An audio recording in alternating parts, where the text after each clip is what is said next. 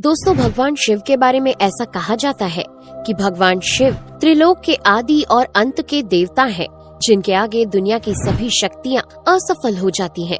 लेकिन क्या आपको मालूम है आखिर भगवान शिव का जन्म कैसे हुआ था? उनकी माता कौन थी और उनके पिता का क्या नाम था? उन्होंने किससे अपनी शिक्षा प्राप्त की थी और किस किस को शिक्षा का दान दिया था? अगर नहीं तो चलिए, क्योंकि इस वीडियो के माध्यम से हम आपके इन्हीं सभी सवालों का जवाब देने वाले हैं, इसलिए प्लीज इसे स्किप किए बिना एंड तक जरूर देखना। दोस्तों, आज सबसे पहले भगवान शिव के जन्म से जुड़ी पहली कहानी यानी शिव पुराण की एक लोकप्रिय कथा के बारे में बताने वाले हैं। शिव पुराण के अनुसार भगवान शिव को स्वयंभू माना जाता है, जिसका मतलब होता है कि भगवान शिव का जन्म स्वयं ही हुआ था। यानी कि इससे एक बात तो साफ हो जाती है कि ना ही भगवान शिव की कोई माता है और ना ही उनके कोई पिता है। इसी कारण से भगवान शिव पंच तत्वों से भी परे हैं, जिस कारण से इन्हें मृत्यु का भी कोई भय नहीं है और इनकी मृत्यु कभी नहीं हो सकती। पर अब बात करते हैं विष्णु पुराण में बताई गई भगवान शिव के जन्म से जुड़ी हुई एक और कहानी के बारे में।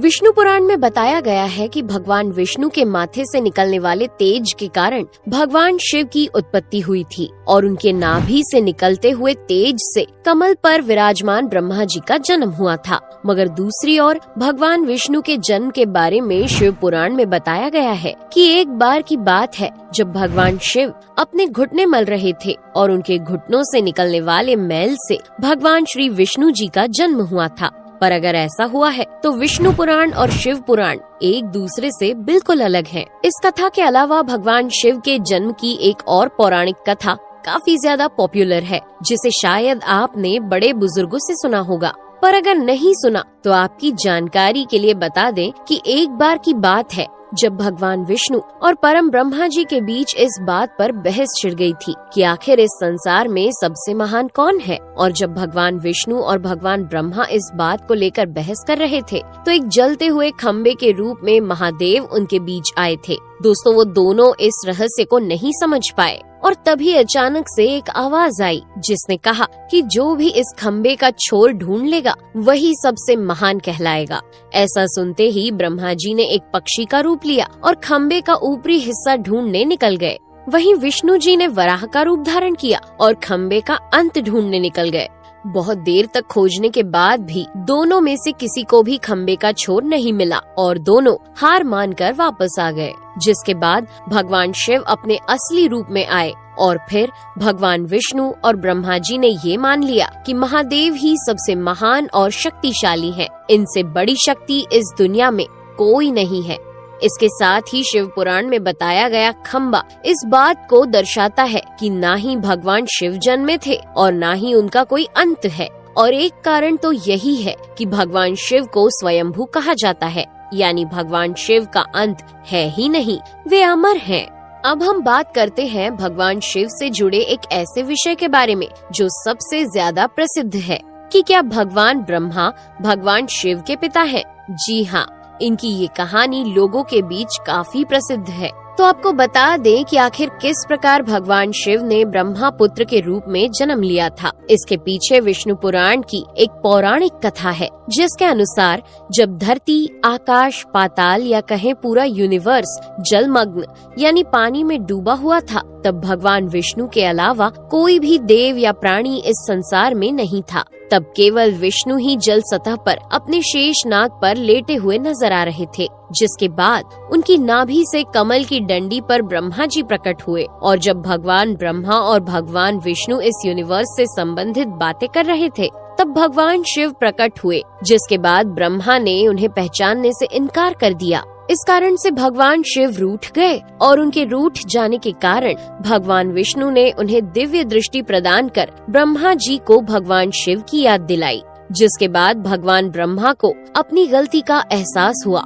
और शिव से क्षमा मांगते हुए उन्होंने उनसे अपने पुत्र रूप में पैदा होने का आशीर्वाद मांगा। जिस कारण से भगवान शिव ने भगवान ब्रह्मा की प्रार्थना को स्वीकार करते हुए उन्हें ये आशीर्वाद दे दिया। लेकिन इसके बाद जब भगवान ब्रह्मा ने इस सृष्टि की रचना शुरू की तो उन्हें एक बच्चे की जरूरत पड़ी और तब उन्हें भगवान शिव का आशीर्वाद ध्यान आया। जिसके लिए भगवान ब्रह्मा ने तपस्या की और बालक के रूप में भगवान शिव उनकी गोद में रोते हुए प्रकट हुए। आपको बता दें कि ये भगवान शिव का एकमात्र बाल रूप है। जब भगवान ब्रह्मा ने उनके रोने का कारण पूछा तो उन्होंने बताया कि उनका कोई नाम नहीं है। तब भगवान ब्रह्मा ने भगवान शिव का नाम रुद्र रख दिया, जिसका मतलब होता है रोने वाला। पर इसके बावजूद भी भगवान शिव चुप नहीं हुए, इसलिए ब्रह्मा ने उन्हें दूसरा नाम दिया। पर शिव को वो नाम भी पसंद नहीं आया और फिर भी वे चुप नहीं हुए। इस तरह शिव को चुप कराने के लिए भगवान ब्रह्मा ने भगवान शिव को 108 नाम दिए थे, जो रुद्र, शर्व, भाव, उग्र, भीम, पशुपति, ईशान और महादेव जैसे नाम थे। और शिव पुराण के अनुसार उनके ये नाम पृथ्वी पर लिखे गए थे। इसके बाद बात आती है श्रीमद् देवी महापुराण की। तो श्रीमद् देवी महापुराण में भगवान शिव की माता और पिता के बारे में बताया गया है। श्रीमद् देवी महापुराण के अनुसार देखा जाए तो एक बार जब भगवान नारद जी ने अपने पिता भगवान ब्रह्मा जी से पूछा कि इस सृष्टि का निर्माण किसने किया है, साथ ही भगवान विष्णु, भगवान शिव और आपके माता पिता कौन है, तब भगवान ब्रह्मा जी ने नारद जी को त्रिदेवों के जन्म के बारे में बताया। जो बताया वो वाकई चौंका देने वाली बात थी। दरअसल उन्होंने कहा कि देवी दुर्गा और शिव स्वरूप ब्रह्मा के योग से ब्रह्मा, विष्णु और महेश का जन्म हुआ था। यानी प्रकृति का रूप लिए माँ दुर्गा ही हम तीनों की माता है और ब्रह्मा यानी काल सदाशिव हमारे पिता है। इसके साथ ही श्रीमद् देवी महापुराण में भी भगवान विष्णु और भगवान ब्रह्मा के बीच हुए झगड़े की एक कहानी मिलती है, जिसके अनुसार एक बार श्री ब्रह्मा जी और विष्णु जी में झगड़ा हुआ और दोनों में बहस छिड़ी हुई थी।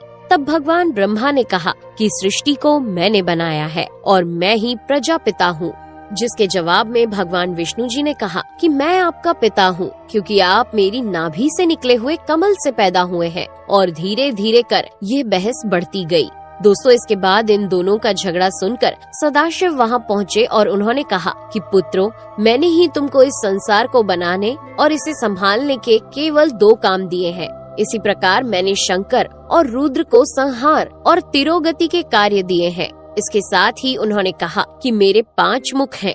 एक मुख से अकार, दूसरे मुख से उकार, तीसरे मुख से मुकार, चौथे मुख से बिंदु और 5वें मुख से नाद यानी कि शब्द प्रकट हुए हैं। उन्हीं 5 को एक साथ मिलाकर देखा जाए तो एक अक्षर ओम बनता है, जिसे आज हम सभी भगवान शिव के मूल मंत्र के रूप से जानते हैं। इतना कहने के बाद भगवान ब्रह्मा और विष्णु दोनों ही समझ गए कि भगवान शिव से ज्यादा शक्तिशाली इस दुनिया में कुछ भी नहीं है और दोनों ने भगवान शिव को प्रणाम किया और चले गए। चलिए दोस्तों, अब जब आप भगवान शिव के बारे में इतना तो जान ही चुके हैं, तो क्या आपको पता है कि आखिर भगवान शिव ने किससे शिक्षा प्राप्त की थी और उनके गुरु कौन थे? हम जानते हैं शायद ही इसका जवाब आप में से किसी को पता होगा, पर जिन्हें नहीं पता उन्हें बता दें कि भगवान शिव स्वयं इस संसार के गुरु माने जाते हैं, जिन्होंने इस संसार में गुरु शिष्य की परंपरा की शुरुआत की थी। लेकिन अगर सवाल आता है कि आखिर भगवान शिव किसके गुरु थे, तो आपको जरूर जान लेना चाहिए कि हिंदू धर्म के ग्रंथ कहते हैं कि ब्रह्मा जी और शिव जी इस संसार के सबसे पहले गुरु हैं, जिन्होंने गुरु शिष्य के इस रिश्ते की शुरुआत की थी। जहां भगवान ब्रह्मा ने अपने मानस पुत्रों को शिक्षा प्रदान की थी, वहीं भगवान शिव ने अपना ज्ञान केवल अपने 60 शिष्यों को दिया था। यानी भगवान शिव 60 शिष्यों के गुरु थे और वे जिन शिष्यों के गुरु थे उन्हें आज के समय में सप्त ऋषियों का दर्जा दिया गया है। तो दोस्तों, ये थे भगवान शिव के जन्म से जुड़े हुए कुछ फैक्ट्स, जो आपको कैसे लगे हमें कमेंट करके जरूर बताइए। साथ ही अगर आपको वीडियो पसंद आया हो तो इसे लाइक और चैनल को सब्सक्राइब करना बिल्कुल ना भूलें। धन्यवाद।